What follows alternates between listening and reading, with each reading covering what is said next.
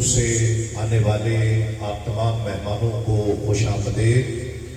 اللہ کریم ہر آنے والے پر اپنی خاص رحمتیں فرمائے۔ یہاں پر جس انداز سے آقا علیہ السلام کا ذکر ہوتا ہے، میرے آنے والے سب مہمان یہ جانتے ہیں کہ بہت کم جگہوں پر اتنے اخلاص کے ساتھ آقا علیہ السلام کے اصحاب کا ذکر، حضور کی آل کا ذکر محبت کے ساتھ کیا جاتا ہے۔ تو گویا یہ وہ معتدل مقام ہے کہ جہاں پر اعتدال کے ساتھ، محبت کے ساتھ، اخلاص کے ساتھ آقا علیہ السلام کے ہر تعلق، ہر نسبت کا تذکرہ محبت کے ساتھ کیا جاتا ہے۔ میں قبلہ کو دعوت دے رہا ہوں، ذرا ہاتھوں کو اٹھا کر نعرے کی گونج کے ساتھ شہزادہ غوث الورا کا استقبال کیجیے۔ نعرہ تکبیر، نعرہ رسالت، نعرہ حیدری۔ چند لوگ بیچ میں سے محبت کے لیے احترام میں کھڑے ہوئے ہیں۔ اللہ کریم آپ کا یہ احترام بھی اپنی بارگاہ میں قبول فرمائے۔ نعرہ غوثیہ، نعرہ غوثیہ۔ نقیب الاشراف سید خالد عبد القادر منصور الگیلانی دامت برکاتہ العالیہ، جو ہر سال محبت فرماتے ہیں اور اس محفل کی زینت بنتے ہیں، میں انہیں دعوت دے رہا ہوں، اپنے افکار و خیالات سے نوازیے۔ نعروں کی گونج میں استقبال کیجیے۔ نعرہ تکبیر، نعرہ رسالت، نعرہ حیدری، نعرہ غوثیہ، شہزادہ غوث الورا۔ السلام علیکم ورحمۃ اللہ وبرکاتہ۔ في كل سنة في هذا الوقت في شهر محرم نأتي لزيارة باكستان وخصوصا إلى فيصل آباد بدعوة من الحاج محمد خليل والحاج رشيد والعائلة الكريمة لرؤية هذه الوجوه المباركة التي لها أشد إلى رسول الله صلى الله عليه وسلم۔ الحمدللہ مجھے ہر سال یہ شرف ملتا ہے محرم الحرام کے مہینے میں کہ ہم پاکستان آتے ہیں اور بالخصوص فیصل آباد میں اس مبارک محفل میں ہماری حاضری ہوتی ہے، اور ہمیں دعوت دینے والے ہمارے بھائی حاجی محمد حنیف حاجی رشید اور ان کا یہ محترم اور عزت مآب یہ خاندان ہے، ان کی دعوت پر اور ان کی وساطت سے مجھے یہ چمکتے ہوئے چہرے جو میرے سامنے بیٹھے ہوئے ہیں، کہ جن کے چہرے یہاں پر بھی چمک رہے ہیں اور کل قیامت میں آقا علیہ السلام کے سامنے بھی چمک رہے ہوں گے۔ وأنا في الطريق إلى هنا أفكر ولا أتكلم عن أي شيء أتكلم۔ اور جب میں یہاں آپ کے مابین آ رہا تھا، سوچ رہا تھا کہ آج کی محفل میں کیا گفتگو کروں، لكن أنا في داخلي شيء تعلمنا من مشايخنا الصوفية إلى حضرة سيدي عبد القادر الجيلاني۔ تو ہم نے اپنے صوفیہ اکرام سے سیکھا اور بالخصوص ہمارے جد اعلیٰ سیدنا شیخ عبد القادر جیلانی رضی اللہ عنہ کی وہ تعلیمات جو میرے دل میں ہیں اسے میں بیان کرتا ہوں۔ لكن في البداية يجب أن نعرف ماذا تعني كلمة الرجل الصوفي۔ لیکن اس سے پہلے کہ میں اپنی گفتگو کا آغاز کروں، پتہ تو ہونا چاہیے کہ صوفی کہتے کسے ہیں۔ سيدنا عبد القادر الجيلاني قدس الله سره يقول الصوفي من صدق مع الله ورسوله۔ حضور غوث اعظم شیخ عبد القادر جیلانی رضی اللہ عنہ فرماتے ہیں کہ صوفی وہی ہوتا ہے کہ جو اپنے رب کے ساتھ سچا ہو، اپنے نبی کا باوفا ہو۔ ويقول طر بجناحيك إلى الله، جناح القرآن والسنة۔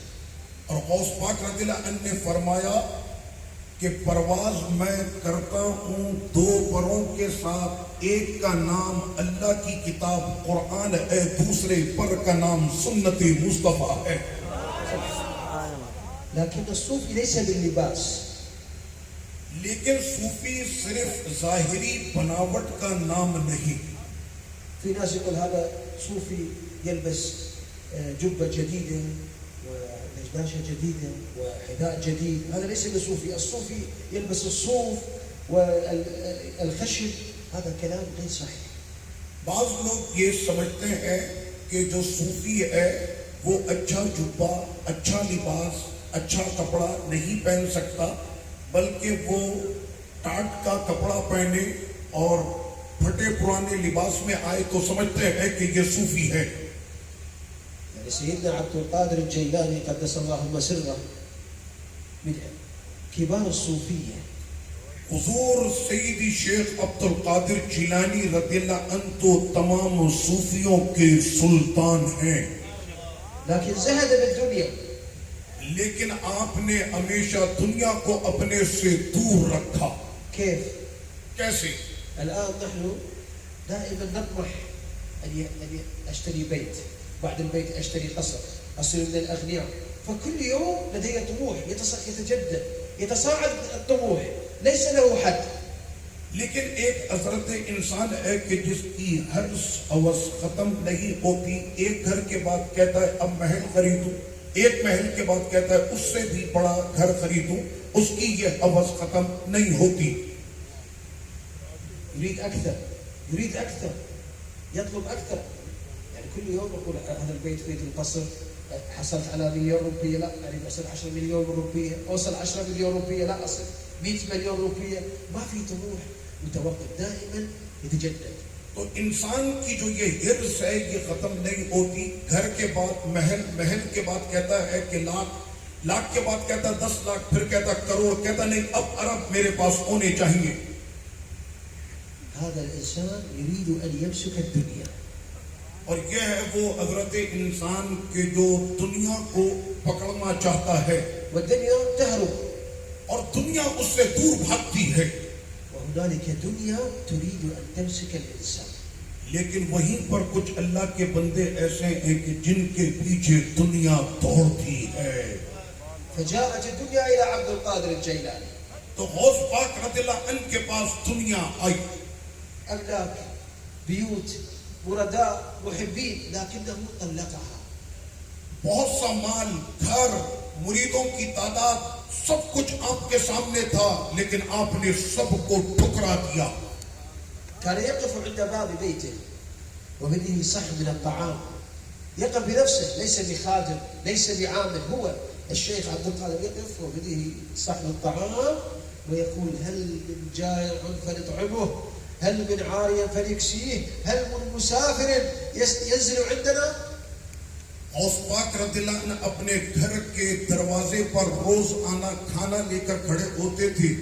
خادم کو نہیں کہتے تھے، خود کھڑے ہوتے اور ہاتھ میں ان کے کھانے کی تھالی ہوتی اور فرماتے ہے کوئی بھوکا کہ عبد القادر اسے کھلائے، ہے کوئی پیاسا کہ عبد القادر اسے پلائے، ہے کوئی مسافر کہ جسے عبد القادر اپنے گھر میں مہمان بنا کر ٹھہرائے. قالوا ما هذا يا عبد القادر، الدنيا تأتيك وأنت تطلقها. تو کہنے والوں نے کہا غوث پاک رضی اللہ عنہ سے کیا بات ہے کہ حضور دنیا آپ کے پاس سر پر دوڑے چلی آتی ہے اور آپ اس دنیا کو دھتکار دیتے ہیں. فقال من أراد الدنيا فالدنيا فانية. تو آپ نے بڑا تاریخی قول فرمایا کہ اگر جس نے دنیا کا ارادہ کیا یہ دنیا تو ایک دن فنا ہو جائے گی. لكن الجنة سرمد، يعني لا تنتهي، ليس لها أزلية، ليس لها نهاية. لیکن محل تو اس جنت میں کہ جو کبھی ختم نہ ہوگی اور اس کی طول و عرض بھی نہ ختم ہونے والی ہے. فقال أنا أريد الجنة ولا أشتري الدنيا. تو اس نے کہا کہ میں جنت چاہتا ہوں نہ کہ دنیا. يعني أنت الآن تذهب إلى بغداد وتزور الشيخ عبد القادر، وتذهب إلى كربلاء تزور سيد الشهداء سيدنا الحسين وسيدنا العباس، وتذهب إلى النجف تزور سيدنا أسد الله الغالب علي بن أبي طالب. لماذا؟ میں آپ سے پوچھتا ہوں، آپ بغداد شریف جاتے ہیں، غوث پاک رضی اللہ عنہ کے دربار کی زیارت کرتے ہیں، آپ کربلا جاتے ہیں اور وہاں سید الشہداء سیدنا امام حسین سیدنا عباس رضی اللہ عنہما کی زیارت کرتے ہیں، آپ نجف اشرف جاتے ہیں اور وہاں مولا علی رضی اللہ عنہ کی زیارت کرتے ہیں. کس لیے؟ حتى تحصل على المال کیا آپ ان سے مال چاہتے ہیں؟ أو اللباس؟ کیا آپ ان سے کپڑے مانگتے ہیں؟ يقول قد سافر هذا ركب طائرة؟ کیا آپ ان سے کہتے ہیں کہ فلاں سفر کر لے؟ أو تذهب إلى التبرك بهما؟ یا آپ لوگ جاتے ہیں کہ آپ ان نفوس قدسیہ کے دربار سے تبرک اور برکتیں حاصل کریں؟ التبرك، برکت کے لیے، تبرک کے لیے. لكن مفهوم التبرك يجب أن يكون صحيح في القلب. لیکن تبرک کا صحیح معنی آپ کو دل میں یاد ہونا چاہیے. كثير من أهلنا في باكستان وفي بريطانيا وفي جنوب أفريقيا يريدون أن يسمعون فقط كرامات الشيخ، كرامات الأولياء. بہت سے پاکستان اور ساؤتھ افریقہ اور دیگر ممالک کے لوگ کہ جو یہ تمنا کرتے ہیں کہ ہمیشہ وہ ولیوں کی کرامتیں سنیں، لكن هذه الكرامة للشيخ ليست لك. اور وہ غوث پاک رضی اللہ عنہ کی کرامتوں کو بیان کرتے ہیں، وہ کرامت ان شیوخ کی نہیں ہے بلکہ وہ کرامت ہمارے جد اعلیٰ شیخ عبد القادر جیلانی کی ہیں للصالحين كلهم. اور تمام ولیوں کی کرامتیں ہیں. لكن كيف نحن نحصل على هذه الكرامة؟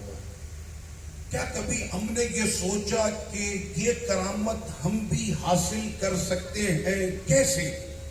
مثال كيف وصل سيدي عبد القادر الجيلاني لهذه المرتبة؟ کہ کیسے شیخ عبد القادر جیلانی رضی اللہ عنہ اس بلند مقام تک پہنچے؟ كثرة الصلاة، نمازوں کی کثرت سے، كثرة الصوم، روزوں کی کثرت سے، إطعام الطعام، لوگوں کو کھلانے کی وجہ سے، الصبر على الابتلاء. مصیبتوں پر صبر کی وجہ سے. ماذا تقول؟ کیا کہتے ہیں آپ لوگ؟ الآن أنت تصلي إلى الله، آپ نماز پڑھتے ہیں اللہ کے لیے، ما فائدة هذه الصلاة عند الله؟ هل سوف تزيد من منزلة الله أم ترفع من شأن الله؟ تو کیا آپ نماز پڑھ کر یہ سمجھتے ہیں کہ آپ نے اللہ کی عزت میں معاذ اللہ اضافہ کیا ہے؟ لا. ایسا نہیں ہے. الصوم كذلك؟ کیا روزے کے لیے ایسا سوچتے ہیں آپ؟ لا. الحج كذلك؟ کیا حج کے لیے آپ ایسا سوچتے ہیں؟ لا. نہیں. لكن أنت بإطاعتك لله تتقرب بها إلى الله. آپ تو اس لیے اپنے رب کی عبادت کرتے ہیں تاکہ اس عبادت کے ذریعے آپ کو آپ کے خدا کا قرب نصیب ہو جائے. بهذه الصلاة تتقرب إلى الله سبحانه وتعالى وتنال رضا الله سبحانه وتعالى، ومن نال رضا الله دخل الجنة. تو آپ اس نماز کے ذریعے اللہ کا قرب حاصل کرتے ہیں، پھر یہی نماز وہ قرب آپ کو اللہ کی رضا اور خوشنودی عطا کرتا ہے، اور جس سے اللہ کی رضا نصیب ہو گئی وہ جنت میں چلا گیا. لكن ذلك صعوبة بقبول الصلاة، بقبول الصيام، بقبول الحج، بقبول العمرة، بقبول الزكاة. صعوبة جدا، لأن يجب أن تكون صادق مع الله من القلب 100%. لیکن یہاں پر اعمال کی قبولیت میں ایک مشکل ہے. نماز، روزے، حج، ساری عبادتیں، اور وہ اس وقت تک قبول نہیں ہوں گی جب تک کہ آپ اپنے رب کے لیے 100% مخلص نہ بن جائیں. الآن الكثير سوف يقول هاي صعبة. كيف؟ تو اب یہاں پر لوگ سوچ میں پڑ جاتے ہیں کہ اپنے خدا کے مخلص بندے ہم کیسے بنیں گے. الآن في الكليات هنالك دكتور، بروفيسور، مهندس وعامل وموظف ومحتاج له تقسيم. آپ نے دیکھا کہ یونیورسٹی میں پروفیسرز ہیں، ڈاکٹرز ہیں، ڈینز ہیں، ٹیچرز ہیں، لیکن اسی جگہ پر کام کرنے والے، صفائی کرنے والے مزدور ہیں. ہر ایک کو اس کے علم کے حساب سے درجہ دیا جاتا ہے، كل حسب عمله وعلمه.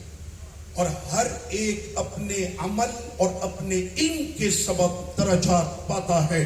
ودخول الجنة بهذا العمل. اور جنت میں داخل ہونا عمل کے سبب ہے. والجنة طوابق درجات. اور اسی طرح سے جنت میں بھی درجات اور کیٹیگری ہے. الآن أنا أريد أن أوصل لك الفكرة. میں ابھی چاہتا ہوں کہ میری یہ بات آپ کے دل میں اتر جائے. هنالك آية جميلة في القرآن میں ایک قرآن کی نہایت حسین آیت کو تلاوت کرتا ہوں.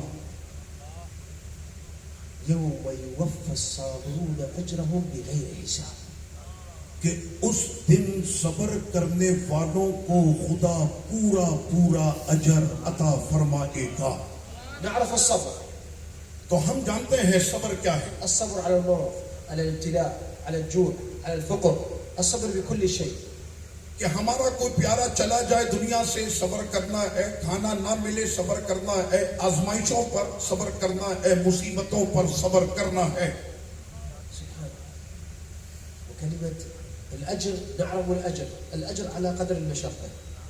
اور آپ لوگ جانتے ہیں کہ اجر نیکی ہے، ہر ایک کو اتنا ہی اجر دیا جاتا ہے جتنی وہ مشقت برداشت کرتا ہے. لكن المشكلة فين؟ بغير حساب. ماذا معنى بغير حساب؟ اب میں نے آیت کا دوسرا ٹکڑا پڑھا، کیا مطلب ہے بغیر حساب؟ اجر تو پورا ہو گیا، یہ بغیر حساب کا کیا مطلب ہے؟ شيء غريب. یہ ایک بڑی حیرت والی بات ہے. عندما سألوا الصالحين والمفسرين اجتمعوا على كلمة واحدة تفسر بغير حساب. تو جب یہ بات ولیوں سے پوچھی گئی، قرآن کے عظیم مفسروں سے جب یہ سوال ہوا کہ بغیر حساب کا کیا مطلب ہے، تو وہ سارے کے سارے ایک ہی بات پر متفق ہو گئے. فقال ترفع الموازين. تو انہوں نے کہا کہ جتنے بھی وہاں پر میزان ہیں وہ اٹھا لیے جائیں گے، ويصب الأجر صبا على الصابرين. اور جو صبر کرنے والے ہیں پھر ان کو ان کی جزا پوری کی پوری عطا کی جائے گی. حتى يكتفي. اتنا عطا کرے گا کہ وہ اس کو کافی ہو جائے گا. يعني أنت تقول كافي أو الزيادة. سبحان الله. تو آپ کہیں گے کافی ہے یا اور زیادہ چاہیے. ولكن هذه الآية لها علاقة مع آية ثانية. لیکن اس آیت کا ایک بڑا گہرا تعلق ہے ایک دوسری آیت سے. الجنة معروفة آپ کو پتا ہے کہ جنت سب جانتے ہیں، والأبواب معروفة اور جنت کے دروازے آپ جانتے ہیں. وهنالك حراس على الجنة. ليس أي واحد يدخلها، لا، هذه الحراس للاستقبال، ليس الحراس لمنع الناس من الدخول، للاستقبال. جنت کے دروازے پر گارڈز موجود ہیں. یہ گارڈز جنت میں ہر ایک کو آنے نہیں دیتے، لیکن جو جنت میں جا رہے ہوں گے یہ ان کو ڈرانے کے لیے نہیں بلکہ ان کے استقبال کے لیے کھڑے ہوں گے. بروتوكول كيف يقول بالإنجليزي؟ بروتوكول استقبال. جس کو انگلش میں کہتے ہیں پورے پروٹوکول کے ساتھ اسے جنت میں داخل کیا جائے گا. توقع يعني يستقبلك الملائكة لدخول الجنة.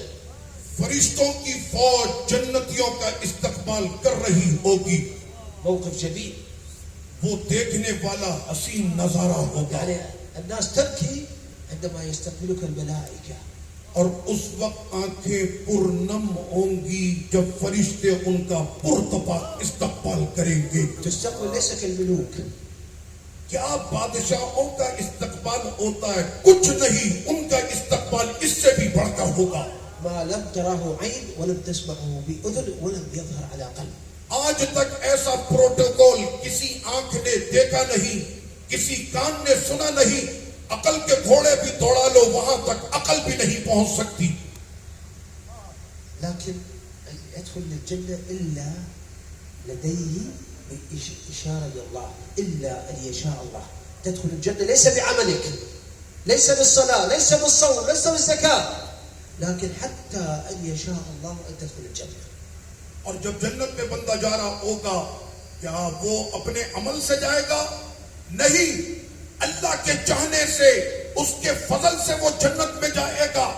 نہ نمازوں پر وہ اپنا جو ہے وہ غرور کرے نہ اپنے عملوں پر، وہ جنت میں جائے گا، اسی کو جنت میں داخل کیا جائے گا جس کے لیے خدا چاہے گا۔ فتقول الملائكة إلى أناس داخل الجنة، قال من أين دخلتم؟ لم نراكم من الباب، لم نراكم على الميزان، لم نراكم على الصراط، لم نراكم على الكوثر، كيف دخلتم إلى هذه المكان؟ تو ان خوش نصیبوں کو، حضرت تفسیر کر رہے ہیں بغیر حساب کی، ان خوش نصیبوں کو فرشتے جنت میں دیکھیں گے تو کہیں گے ہم نے تم کو میزان پر تو نہیں دیکھا، ہم نے تم کو اس مقام پر نہیں دیکھا، کون سے دروازے سے جنت میں داخل ہوئے ہو، کہاں سے آئے ہو، کون یہاں تک لایا ہے؟ فقال لهم الصبر، تو اس وقت میں کہیں گے ہمارا صبر آج ہمیں کھینچ کے یہاں پر لے آیا۔ ما شاء الله، كلمة واحدة الصبر تدخل في داخل الجنة۔ تو یہ ہے وہ صبر، ایک لفظ کہ جو جنتیوں کو اس بلند مقام تک پہنچا دے گا۔ الآن تقول الشيخ لماذا يقول هذا الكلام؟ ابھی آپ کہہ رہے ہوں گے کہ شیخ صاحب کیوں یہ گفتگو کر رہے ہیں؟ لأن ما شاء الله أنا أرى العلماء مع احترامي إلى العلماء في كل بلاد المسلمين، میں تمام علماء اکرام کو احترام کی نظر سے دیکھتا ہوں، پورے جہاں کے علماء اکرام کو۔ يتكلم لك عن الكرامات، عن الخلاف، الفقه وكذا، لكن لا يتكلم لك كيف تدخل الجنة۔ اختلافی باتوں پر بڑا زور دیا جاتا ہے، کرامتیں بڑی سنائی جاتی ہیں، میں تو آپ کو جنت میں داخل ہونے کا طریقہ بتانے آیا ہوں۔ أذهب من فيصل عباد إلى لاهور وأنا غريب، أذهب إلى الجوجل بعد شيء شو GPS۔ میں فیصل آباد میں اس وقت موجود ہوں، مجھے اگر لاہور جانا ہو، میں یہاں پر پردیسی ہوں، تو مجھے گوگل میپ کا سہارا لینا پڑے گا اور وہ مجھ کو بتائے گا کہ کیسے میں نے وہاں تک پہنچنا ہے۔ الشيخ إذا لم ينصحك ويعلمك بالطريق إلى الله، الدخول إلى الجنة، محبة رسول الله، هذا الشيخ لا ينفعك۔ اور اگر آپ کا شیخ آپ کو نصیحت نہیں کرتا کہ کیسے خدا تک پہنچنا ہے، کیسے جنت میں تمہارا دخول ہوگا، اگر وہ آپ کو یہ نصیحت نہیں کرتا تو وہ آپ کا شیخ نہیں ہے۔ نحن الصوفية يقولون المذهب لا يذهب، اور ہم صوفیہ کی زبان میں یہ کہا جاتا ہے کہ جو مذہب میں آ گیا وہ کبھی نہیں جاتا ہے، لكن تجار المذهب يذهبون۔ لیکن جو مذہب کو بیچنے والے ہیں وہ سارے کے سارے چلے جاتے ہیں۔ الآن النقطة الأساسية، نحن في محرم، في هذا الشهر استشهد سيد الشهداء سيدنا الحسين عليه السلام۔ اس وقت ہم لوگ، میں ایک اہم بات کی طرف آپ کی توجہ دلانا چاہتا ہوں، ہم محرم الحرام کے مہینے میں ہے، اور یہ وہ مہینہ ہے کہ جس میں کربلا کے فاتح حضرت سیدنا امام حسین پاک رضی اللہ عنہ نے جام شہادت نوش فرمائی۔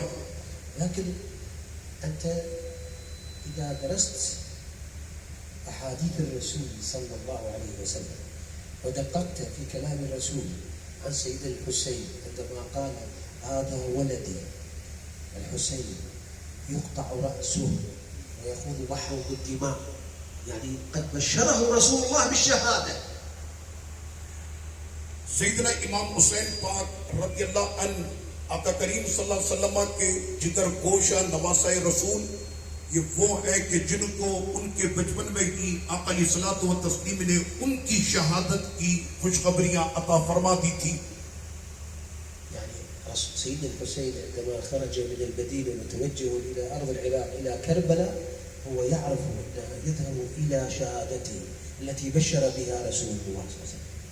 امام پاک نے جب اپنا سفر رحلت باندھا تھا اپنے نانا کے شہر مدینہ منورہ سے، اور وہاں سے مکے اور پھر آپ عراق کوفے کی زمین تک پہنچے تھے، وہ جانتے تھے کہ میں اپنی مقتل اور اپنے شہادت گاہ کی جانب میں جا رہا ہوں۔ أنا سوف أرفض لك علاقة بآل بيت رسول الله، أربط العلاقة. میں آج آپ کو اہل بیت اطہار کا جو تعلق ہے اس کا ذکر کروں گا. وهم لا يحتاجون دعائك ولا يحتاجون الطعام اللي تطعموه ولا يحتاجون منك أي شيء، لأن الله سبحانه وتعالى قد بارك في هذا البيت. اور اہل بیت کسی بھی چیز کے وہ محتاج نہیں ہے، اس لیے کہ اللہ نے آل نبی کو خود ہی برکتیں عطا کر دی ہیں. فإذا ذهبنا إلى ابن عم الرسول سيدنا جعفر الطيار الذي رسول الله أرسله سفير، أول سفير للأمة الإسلامية، أول سفير سيدنا محمد صلى الله عليه وسلم كان سيدنا جعفر إلى الحبشة. آقا کریم صلی اللہ تعالی علیہ وسلم نے اپنے چچا زاد بھائی حضرت سیدنا جعفر طیار رضی اللہ عنہ کو سفیر بنا کر بھیجا تھا حبشے کی جانب، اور جماعت صحابہ میں سب سے پہلے رسول اللہ کا سفیر بننے کا شرف جسے ملا اس کا نام جعفر طیار ہے. وعندما عاد إلى المدينة جعفر من الحبشة، وكان في ذلك غزوة تبوك، فتح تبوك.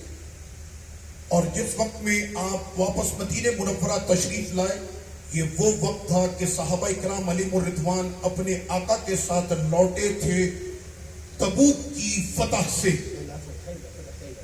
خیبر کی فتح سے واپس لوٹے تھے، خوشی کا موقع تھا.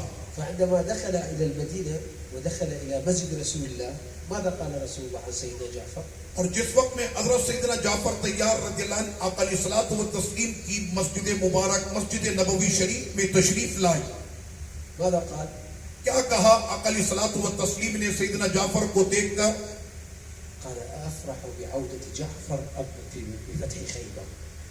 ایک طرف خیبر کی خوشی اے فتح کی، تو دوسری طرف جعفر کے اکیلے آنے کی خوشی ہے. بتاؤ میں کس پر خوشی مناؤں؟ وعندما ذهب إلى الحرب سيدنا جعفر وقطع جناحيه، انتبه، قطعت يديه. سیدنا جعفر طیار رضی اللہ عنہ جس وقت جنگ میں گئے، جنگ کے میدان میں ان کے دونوں بازوؤں کو جسم سے جدا کر دیا گیا. حزن رسول الله الفرح. تو مجھے بتائیں کہ اس وقت آقا علیہ السلام خوش ہوئے ہوں گے یا سرکار غمگین ہوئے ہوں گے؟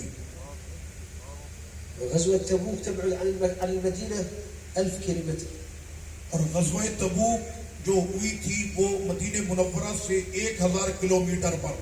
ورسول الله يروي لهم ماذا يجري هناك، نقل مباشر، بث مباشر لأحداث المعركة، رسول الله يرويها للصحابة في المسجد.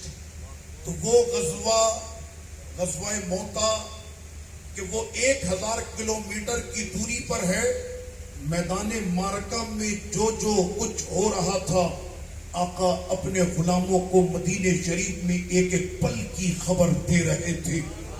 الآن نبعث لايف ورسول الله يقص هذا على أصحابه لايف مباشر. جیسے آج ہم لائیو پروگرام کسی بھی دنیا میں ہوتا ہے دیکھتے ہیں، آقا علیہ السلام 1400 سال پہلے وہ لائیو خبریں اپنے غلاموں کو عطا فرما رہے تھے. وقال لهم قطعت يد جعفر اليمين. تو آقا علیہ السلام نے فرمایا کہ جعفر کے دونوں بازوؤں کو کاٹ دیا گیا ہے، وقطعت الآن يده الشمال.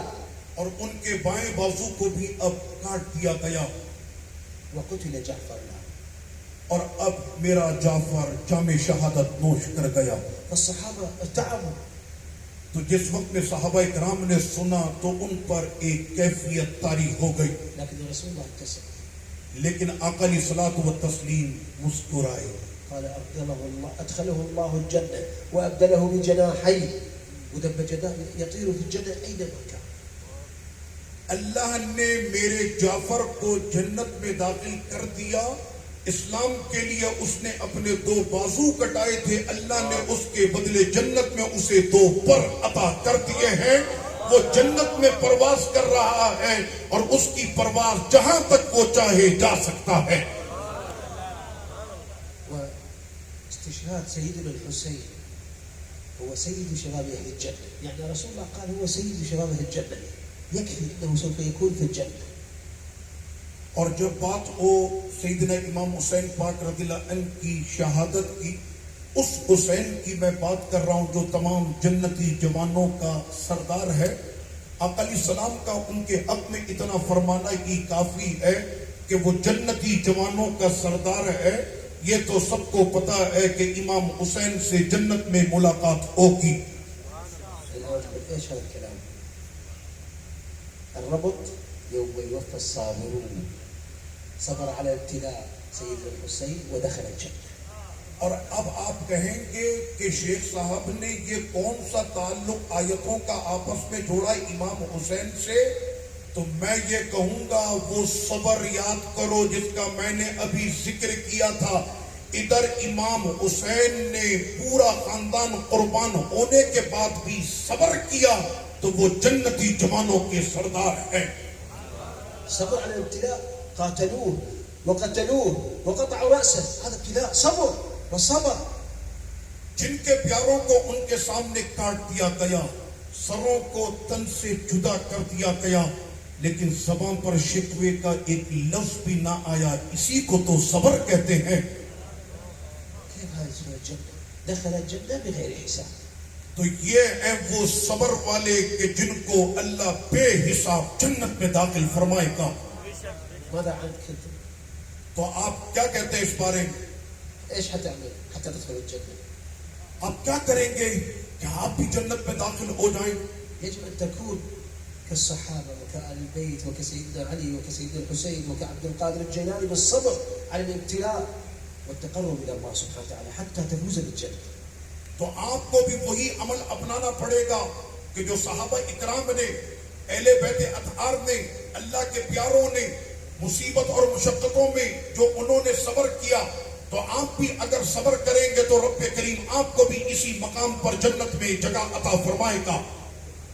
لكن ابشركم ببشرى جميلة. لیکن آج میں آپ کو ایک حسین خوشخبری سناتا ہوں، سنیں گے؟ رسول الله يقول الجنة تشتاق إليكم. آقا کریم صلی اللہ علیہ وسلم نے فرمایا یہ جنت تو تمہاری مشتاق ہے. أنت تعرف أن يشتاق لك أحد والجنة تشتاق إليكم. آپ کو پتا ہے کہ فلاں میرا منتظر بے قرار ہے، یہ جنت آپ کی آمد کے لیے بے قرار ہے. الآن نحن عندما نرى الطعام، طائرات، قصور، تشتاق، تقول أتمنى أن أدخل هذا البيت، أن أعيش في هذا القصر، أن أكل هذا الطعام، أن أركب هذه السيارة.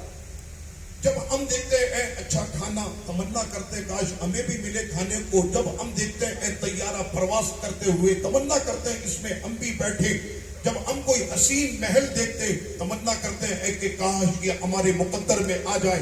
تو ہم بھی تو ان چیزوں کی تمنا کرتے ہیں. فكر إن الجنة تتمنى أن أنت تدخل لها.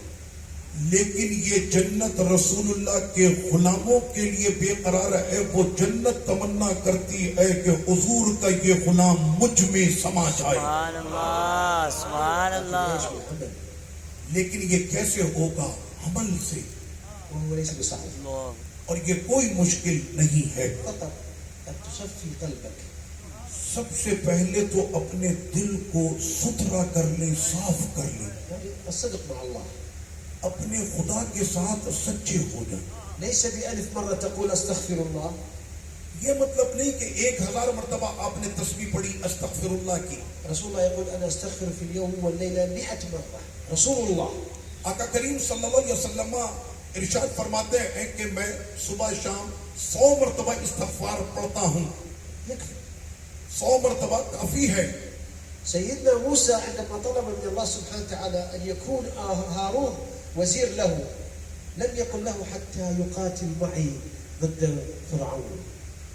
سیدنا موسیٰ علیہ السلام نے جب رب کریم کی بارگاہ میں دعا مانگی کہ اے میرے مالک میرے بھائی ہارون کو میرا وزیر اور اس کے ذریعے میری پشت کو مضبوط کر دے، تو انہوں نے یہ نہیں کہا کہ یہ آ جائے اور میرے ساتھ جنگ لڑے اور لڑائی کرے سامنے والے لشکر سے. لكن قال حتى ايش؟ يسبحك كثيرا ونذكرك. تسبيح والذكر. اگر میرا یہ بھائی میرے ساتھ ہو جائے تو وہ بھی تسبیح پڑھے گا اور ہم دونوں مل کر مالک تیرا ذکر کریں گے. شيء غريب. آپ نے دیکھا کیسی حیرت کی بات کی حضرت موسیٰ علیہ السلام نے.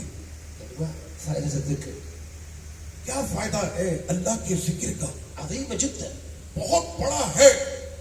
فلهذا الله سبحانه اذكروني اذكركم.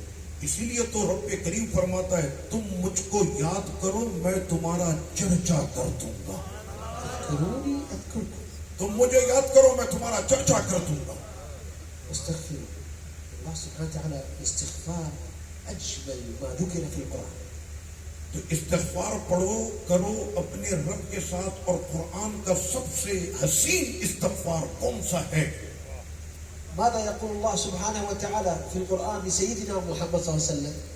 رب کریم قرآن مجید میں کیا فرماتا ہے اپنے حبیب سیدنا محمد صلی اللہ علیہ وسلم کے لیے؟ ما كان الله معذبهم وأنت فيهم. اے میرے حبیب آپ کے ان امتیوں کو میں کیسے عذاب دوں کہ جن میں آپ خود رہتے ہیں. وهذه بشرى. تو یہ ہے وہ عظیم خوشخبری. هذا رسول الله هو ايش؟ مفتاح الجنة. پتا چل گیا کہ سرور کونین ہی ہمارے لیے ہماری جنت کی کنجی ہے.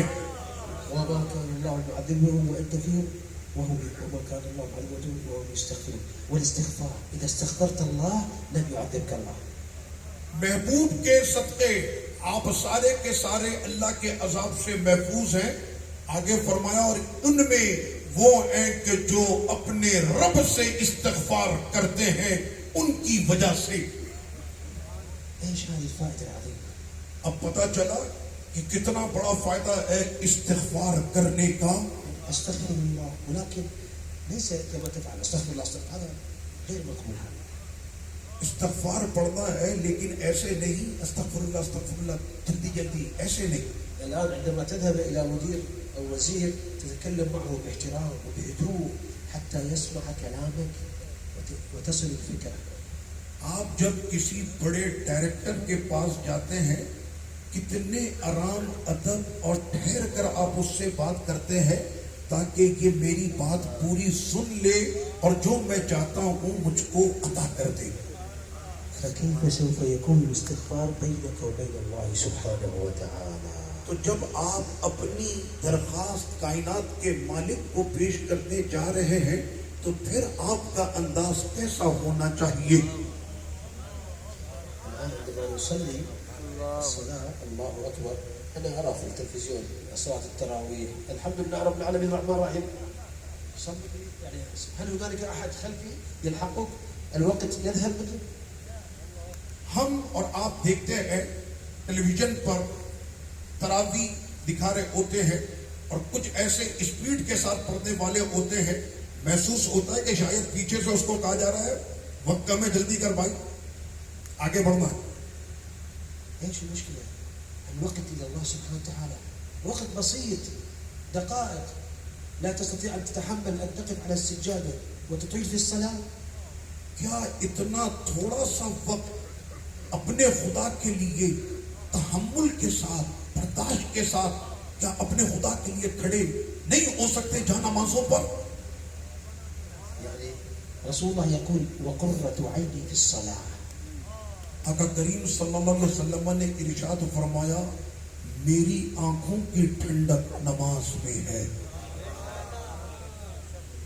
في كثير من العلماء حتى الجالسين يقولون إن من أسماء رسول الله صلى الله عليه وسلم هو طه.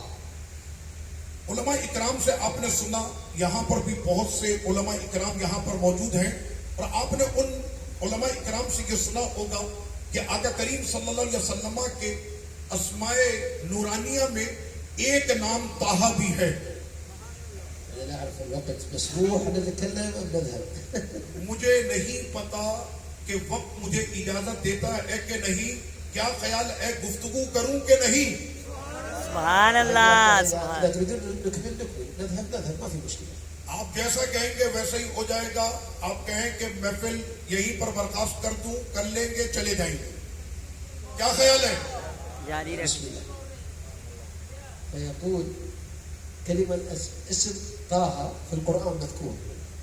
लफ्ज ताहा कुरान मजीद में मौजूद है. تقول هذا هو من أسماء أو ألقاب رسول الله صلى الله عليه وسلم صحيح؟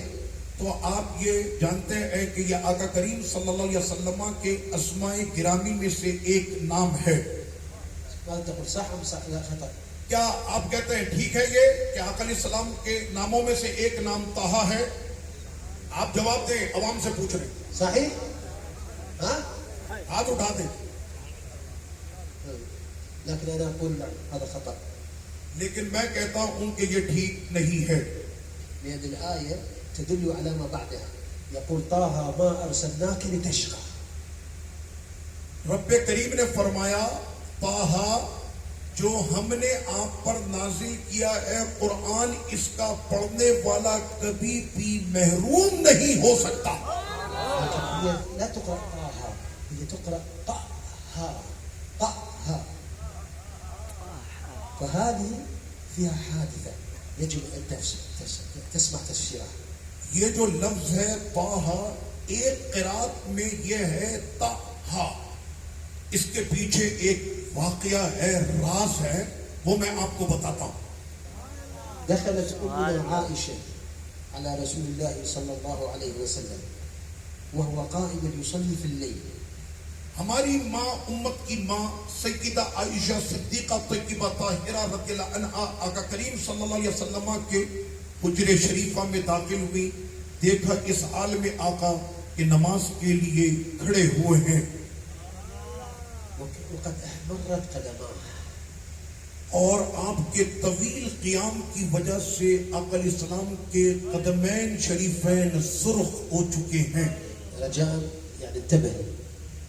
मैं आपसे दरख्वास्त करूंगा मेरी गुफ्तगू गौर से सुने.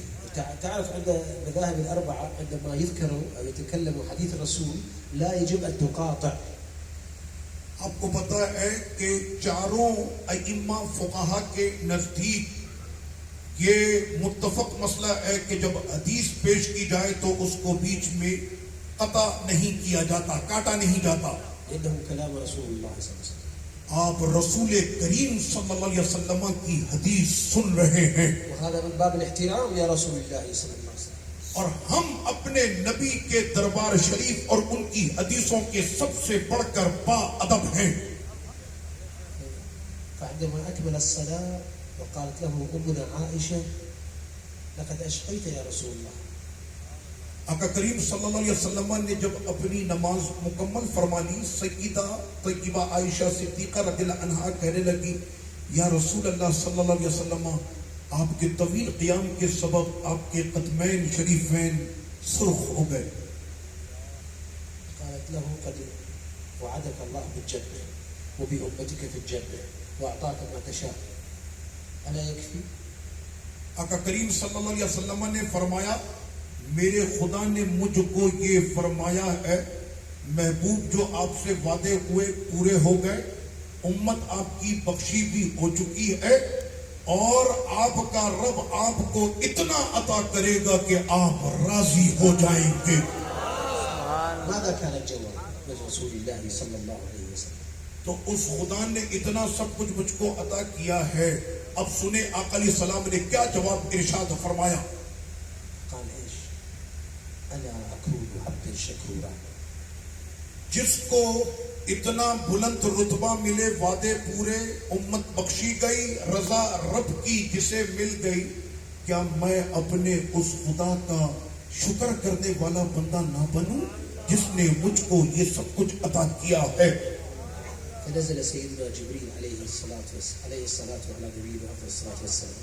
इधर गुफ्तगू हो रही थी और उधर फरिश्तों के सरदार जिब्रील यहाँ पर हाजिर हो रहे थे. والرسول دخل في الصلاة आका करीम सल्लल्लाहु अलैहि वसल्लम नमाज में है. وقال له ضعها أي ضع قدمك، لأن كان يصلي ويرفع قدم، وعندما تتعب القدم اليمنى يرفع القدم اليسرى. فنزل سيدنا جبريل ايش قال له؟ ضعها أي ضع الأرض ما أرسلناك لتشقى.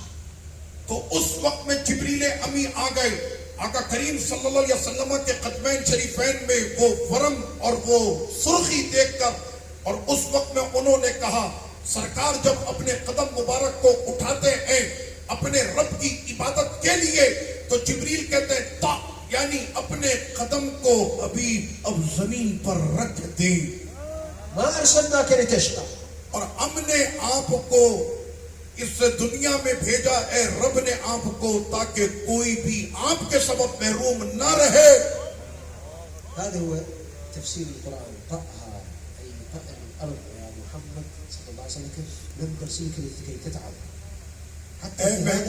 حتى في هذا الله سبحانه وتعالى كان يخاف على حبيبه اے محبوب آپ اپنے قدم کو نازنین پاک کو اس زمین پر رکھ دیں آپ کا رب نہیں چاہتا کہ میرے حبیب کے قدم تھک جائیں اور اللہ بھی اپنے حبیب کی محبت میں یہ فرما رہا ہے لكن الشيء الجميل الله سبحانه وتعالى مع جميع الأنبياء يقول له أوصاني بالصلاة كل الأنبياء يقول ايش لازم الصلاة تمام انبیاء اکرام علیہ السلام نے یہ بات ذکر کی کہ میرے رب نے مجھ کو وصیت کی نماز کی پتہ چلا کہ نماز سب سے اہم ہے الآن مع احترامي للعلماء فقط يقول لك كرامات ويقول لك هذا حرام ويقول لك هذا قتال ويقول لك مشاكل الصحابة مع آل البيت وآل البيت مع الصحابة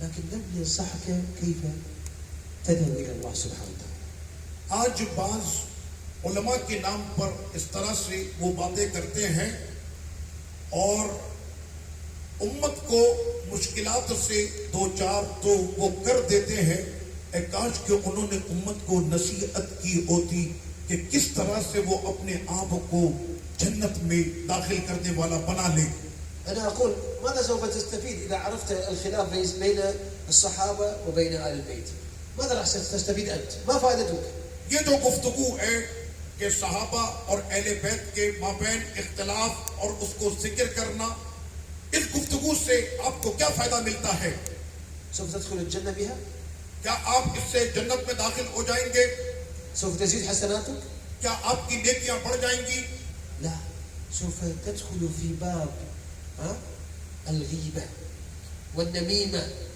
تو وہ لوگ کہ جو اس طرح سے صحابہ اور اہل بیت کے مابین اختلافات کی دیواریں کھڑی کرتے ہیں وہ جان لیں کہ یہ غیبت اور یہ چغلی ہے تفرقت الامہ امت کو جوڑنے کے بجائے جنہوں نے توڑنے کی کوششیں کی لماذا لا نتكلم عن حب الصحابة وآل البيت کیوں نہیں تم بات کرتے اس کی کہ کیسی تھی محبت صحابہ اور اہل بیت کی آپس میں شيء بسيط بہت آسان ہے سيد الرسول تزوج من زوجاته عائشة وحفصة عائشة بنت أبو بكر حفصة بنت عمر كيف هذه العلاقة آسان سی بات ہے آقا کریم صلی اللہ علیہ وسلم نے نکاح فرمایا سیدہ عائشہ اور سیدہ حفصہ سے سیدہ عائشہ صاحبزادی ہیں صدیق اکبر کی سیدہ حفصہ صاحبزادی ہیں حضرت عمر بن خطاب رضی اللہ عنہ کی تو یہی تو وہ رشتے قائم کیے ہیں رسول اللہ نے صحابہ اکرام سے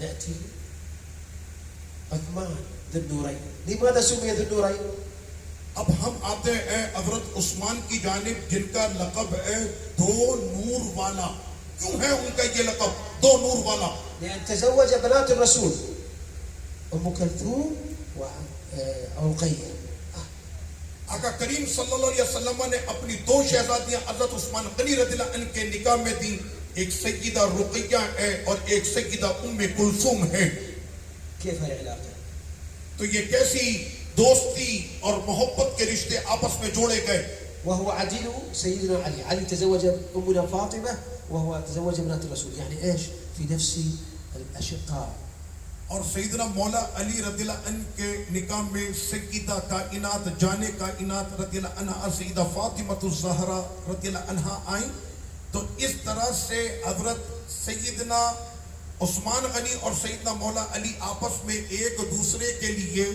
ہم زلف تھے هذه علاقة بين الصحابة وآل البيت یہ ہے وہ گہرا تعلق صحابہ اکرام اور اہل بیت اطہار کا آپس میں فنذهب إلى سيدنا جعفر الصادق اور اب ہم آتے ہیں حضرت سیدنا امام جعفر صادق رضی اللہ عنہ کی جانب أبوه محمد الباقر کہ جن کے والد گرامی ہیں سیدنا امام محمد باقر ابن علي اور وہ بیٹے ہیں امام زین العابدین کے علي بن الحسين سيد العابدين علي بن الحسين ابن الحسين ابن علي بن أبي طالب. اور امام زین العابدین شہزادے ہیں فاتح کربلا امام حسین پاک کے.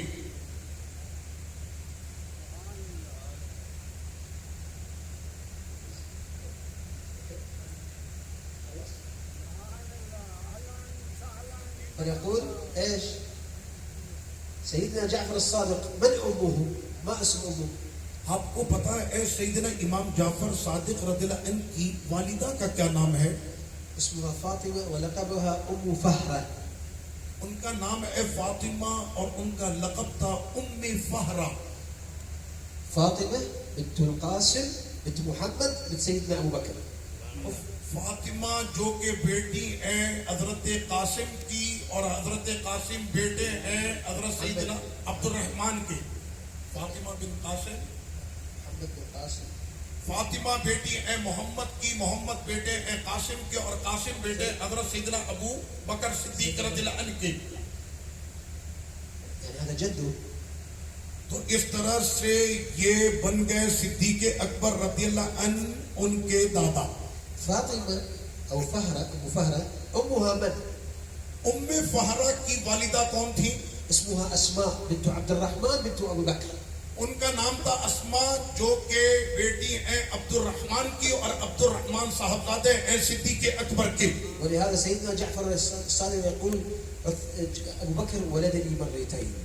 اسی وجہ سے امام جعفر صادق رضی اللہ عنہ ایک جملہ کہا کرتے تھے، مجھے ابو بکر صدیق نے 2 مرتبہ پیدا کیا ہے. وجعفر الصادق ما اسم بنته؟ بنته ما اسمه؟ اور سیدنا امام جعفر صادق ان کی بیٹی کا کیا نام ہے؟ عائشة. ان کی بیٹی کا نام تھا عائشہ. ايش هذا يعني؟ هذا اذا كانوا يقولون هذا الاسم كيف يسمونه؟ اب اگر کوئی کسی سے نفرت کرتا ہو تو پھر وہ کیسے اس کا نام اپنی بیٹی کے نام پر رکھے؟ والصحابة الله سبحانه وتعالى ذكرهم في القرآن السابقون الأولون الذين خرجوا مع رسول الله صلى الله عليه وسلم من مكة مهاجرين إلى المدينة. قال ايش؟ السابقون الأولون.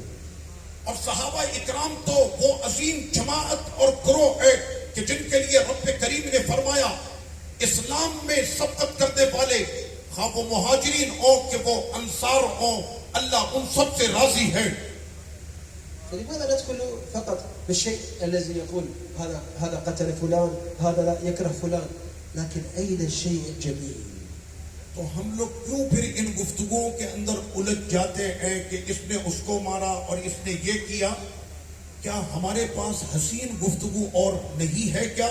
اسمع لهذا الكلام. عندما توفى سيدنا عمر رضي الله عنه وارضاه، تو غور سے سنیں میری یہ بات، جس وقت میں حضرت عمر رضی اللہ عنہ نے جام شہادت نوش کی وهو شهيد المحراب، اور وہ محراب و منبر کا شہید قتل في صلاة الفجر وهو إمام المسلمين. آپ کو شہید کیا گیا نماز فجر میں، اس وقت کہ آپ امت مسلمہ کے امام تھے. وضعوه وكانوا يريدون أن يحملوا الجثمان الشريف. اور جس وقت میں لوگوں نے کوشش کی کہ سیدنا عمر بن خطاب رضی اللہ عنہ کے اس مبارک جسم کو اٹھائیں، فكان أول من حمل جثمانه سيدنا علي كرم الله وجهه. تو جس نے سب سے پہلے حضرت عمر رضی اللہ عنہ کے جسم کو اٹھانے میں آگے بڑھے وہ مولا علی تھے. وسمعوه الصحابة يقول، اور سنا صحابہ اکرام نے کہ اس وقت میں مولا علی رضی اللہ عنہ کیا فرما رہے تھے. كنت أسمع رسول الله يقول خرجت مع أبو بكر وعمر. اور اس وقت میں یہ فرما رہے تھے حضرت سیدنا مولا علی رضی اللہ عنہ کہ آقا علیہ الصلوۃ والتسلیم نے ارشاد فرمایا کہ سب سے پہلے ہم اپنی قبر سے جب نکلیں گے تو میرے ساتھ ابو بکر اور عمر ہوں گے. يقول وعدت مع بكر وعمر. اور میں نے ابو بکر اور عمر سے وعدہ کیا ہے کہ ہم ساتھ چلیں گے. وأكلت مع أبا بكر وعمر. میں نے کھایا ہمیشہ ابو بکر عمر کے ساتھ. وقال ايش؟ والان تدفن مع صاحبيك ويقول سيدنا محمد وابو بكر وعمر. اور اس وقت میں یہ کہا جائے گا کہ جو ساری زندگی دونوں ساتھ رہے، آج اس عمر بن خطاب کا مدفن بھی اسی مقام پر بنے گا کہ جہاں پر ان کے آقا، ان کے یار ابو بکر اور انہی کے ساتھ عمر بن خطاب ہوں گے. الان عندما نذهب الى المدينه ماذا نقول عن الحجره النبويه؟ هو فيها ايش؟ قبر رسول الله وابا بكر وعمر. اور آج پورا جہاں آقا علیہ الصلوۃ والتسلیم کے دربار میں جب آتا ہے تو آقا کے ساتھ ہی تو ابو بکر و عمر بھی موجود ہیں. وتقول ايش؟ حجره عائشه. اور یہی وہ حجرہ شریفہ ہے کہ جہاں پر یہ مبارک قبریں ہیں، یہ سیدہ عائشہ صدیقہ رضی اللہ عنہا کا کمرہ حجرہ ہے. ونقول ايش؟ باب فاطمه. اور جب وہ نکل رہے ہوتے ہیں تو آگے دروازہ، اس کا نام باب فاطمہ ہے. هذه علاقه اهل البيت والصحابه. بس اس کو دیکھ لو، جس طرح سے یہ عمارت آج آپس میں جڑی ہوئی ہے، ایسے ہی اہل بیت اور صحابہ بھی آپس میں جڑے ہوئے ہیں. اللهم صل على سيدنا محمد. انا اسف لكن الوقت قد حان والطعام اذا حضر الطعام انتهى الكلام. میں آپ سے معذرت چاہتا ہوں کہ وقت طویل ہو گیا، اور جب کھانا پیش ہو جائے تو پھر کھانے کی جانب بڑھنا چاہیے. السلام